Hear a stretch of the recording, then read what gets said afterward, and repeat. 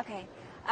So your grandfather bootlegged, I don't know how you say that, bootlegged moonshine. Yeah. I've had moonshine. I'm from Ohio. Oh, there you go. So that made you connect to the character a little bit. Did that help you channel Dillinger a little bit, or tell me about that process? Oh yeah, just to find that sort of common connection, you know, the fact that Dillinger was born and raised about 60, 70 miles from where I was born and raised, was the moment that I could hear his voice. You know, that was the moment when I knew what he sounded like. I knew what he acted like. I knew that confidence, that strut, you know, and because I'd seen it in my grandfather and I'd seen it in various men I'd known all my life, you know, my stepfather. And, yeah.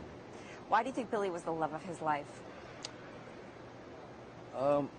They were perfectly matched, weren't they? They were perfectly suited. Here's this guy who, you know, whose society had basically, you know, tucked away in some, you know, penitentiary for 10 years for some, you know, relatively small crime he committed.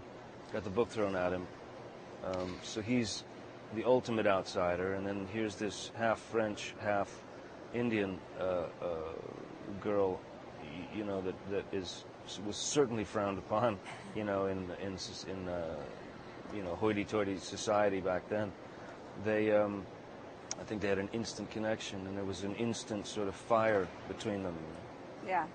Can you tell about the experience going through the prison? That must have been very surreal.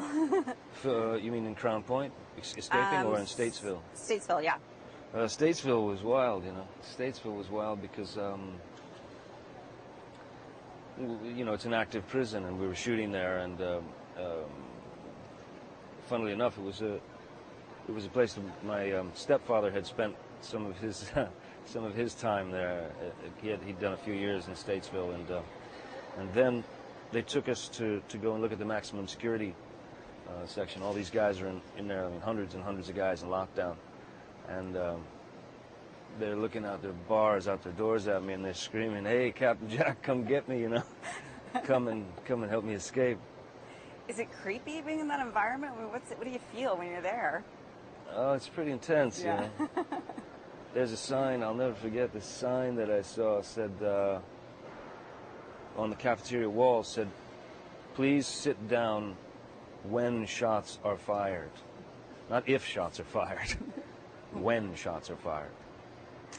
And that's the image I'll probably take with me to my grave. All right, thank you so much. Thank you.